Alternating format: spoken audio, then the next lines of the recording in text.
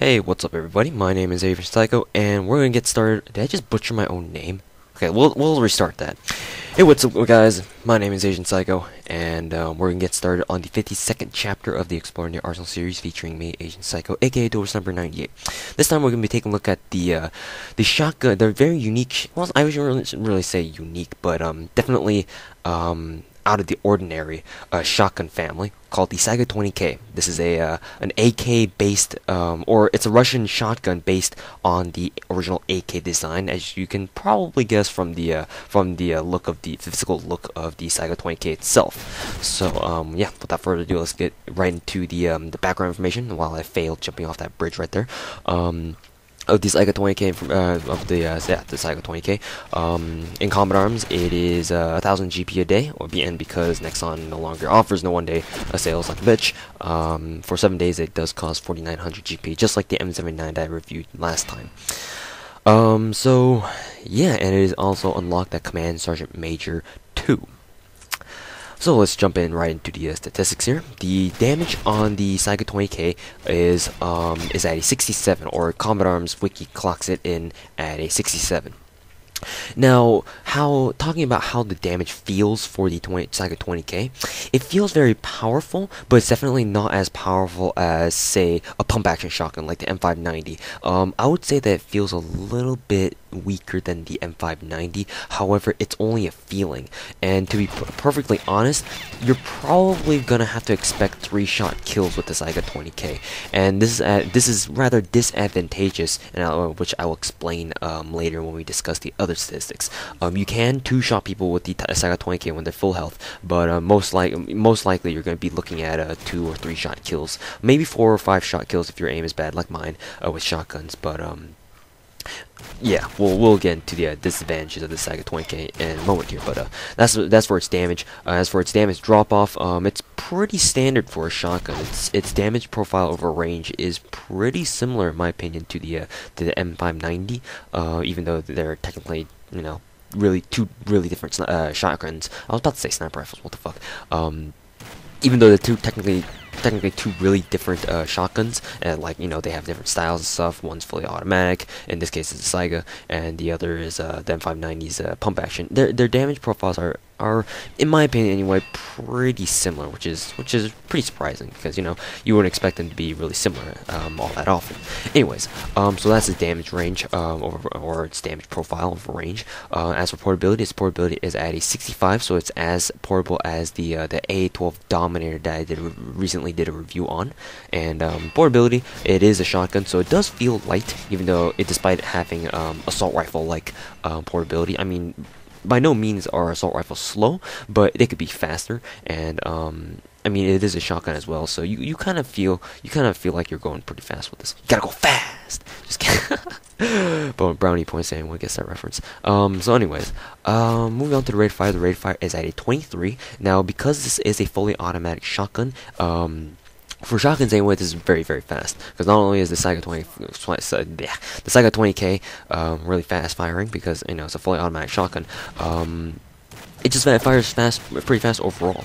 Now, here's where the rate of fire on the Saiga 20K kind of comes as a disadvantage. To me, anyway, the Saiga 20K isn't very easy to aim with. It's just been that way. It's either me just completely sucking dick with the Saigas, or it could just, you know, be the Saiga itself. I don't know.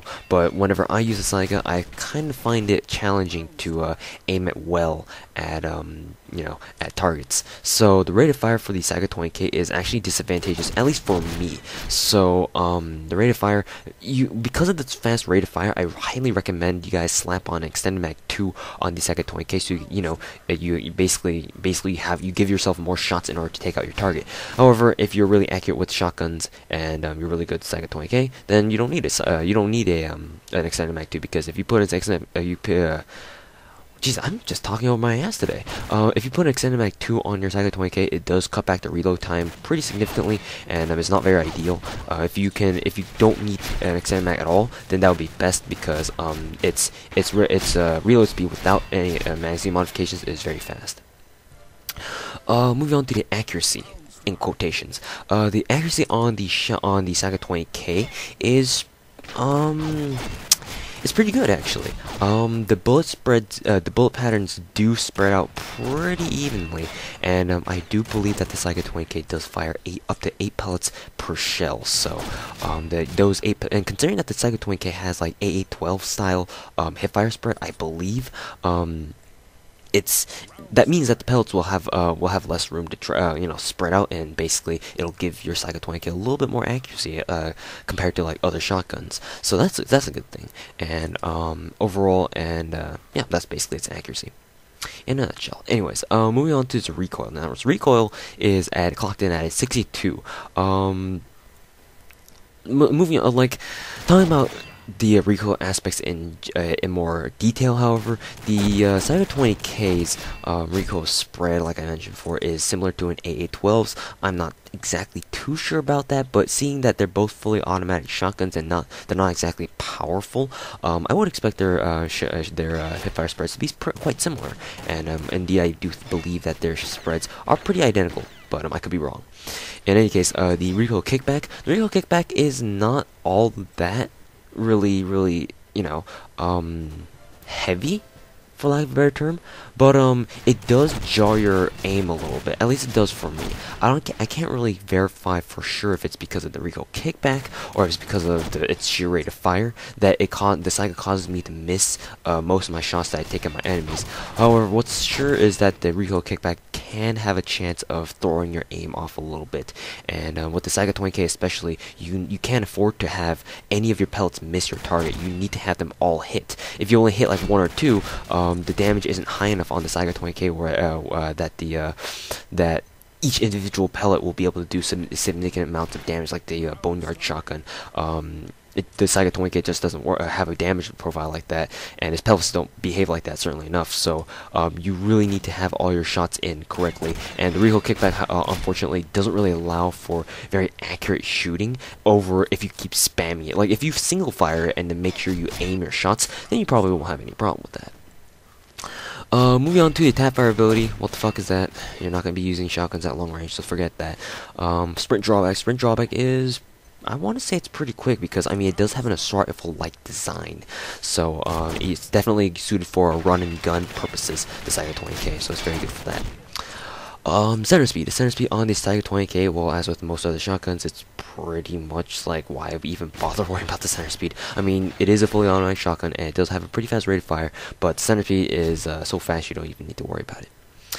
Reload speed. The reload speed is quite quick for, especially considering the fact that, well, actually, it's actually understandable because the Saiga 20K operates on a box magazine, unlike most other shotguns in combat arms, where they operate by, like, shell by shell feeding into a barrel. Saiga 20K is one of the few shotguns in combat arms that actually operates with a box magazine, which may or may not be advantageous because, if you only use one shell at a time and you constantly reload, then it's much more efficient than using a shotgun like, say, the Saiga 20K where it has a box magazine. However, if you tend to, empty your shotgun's magazines or barrels or whatever you may be using quite frequently, then a shotgun with a box magazine like the Saiga 20K is more ideal because you can reload all shells quickly at once. So yeah, that's just my 2 cents on that. And because of that, the reload speed is quite quick. If you do slap an Extend 2 on it, it does reload still reasonably fast, but if you're caught in the middle of a close quarters gunfight, then it's kind of a pain trying to reload that or waiting for that to reload while you're getting shot at by like dozens of people. So yeah, it's pick your poison basically. Moving on to the fire modes. Fire modes on the Saiga 20K. Well, there's only one available, and that's fully automatic. I think the Saiga 20K is like the AA-12 and a few other shotguns where they actually are technically fully automatic. The M4 Super 90 included, and the luck on the Saiga 20K, it's relatively high because of the fact that Saiga 20K does, I believe, fire 8 pellets per shell, and because of its small hipfire spread, you're gonna find that you're gonna get quite a few lottos over time when you're using the Saiga 20K. So. That being said, I can't seem to kill the guy with the AA-12. Knife time. Anyways, so moving on to the ammo capacity. The Saiga 20K starts with 8 rounds in its magazine and 24 rounds in reserve. So that means that basically gives you about 4 magazines, just like a standard assault rifle. So yeah. Moving on from that, let's see, the key physical characteristics for the Saiga 20K. It basically looks like on your HUD. It basically looks like a silver metallic AK-47 until you start reloading. Then then you realize that its design isn't necessarily an AK, exactly an AK's, but still you can definitely see the influence of the AK-47 design into the Saiga 20K. I mean, it is Russian after all. Not trying to suggest something here. Anyways, so the muzzle noise on the Saiga 20K is a very, very deep and reverberating boom, boom, boom. Yeah, let's all get copyright strikes now because I used the name of a song, right? Anyways, so it sounds remarkably similar to, I shouldn't say remarkably similar, but it does remind me of the AA-12's own muzzle noise. They both have a very, very deep reverberating booming noise whenever you fire them. So especially to someone who's never used the Saiga 20K or the AA-12 before, like I've been running into people who have never seen, like who never even knew that the Saiga 20K or the AA-12 existed before. So whenever I sprayed shells at them, they were like, "Oh my god, what is that?" Like they just start running away because they don't know what I'm using. So probably you'll run into people like that, but I doubt it. But anyways, it does sound pretty badass in other words. At the same time though, because if it's loud but low frequency muzzle noise, people will be able to tell what you're using, because the Saiga 20K, I believe, has a very unique muzzle noise throughout its variants. So anyways, moving on to the attachment options, because it is a shotgun, you can only attach magazine modifications, and I've always wondered why you couldn't attach a scope on the Saiga 20K, because it has a smooth top rail. So, why can't you put a scope on that?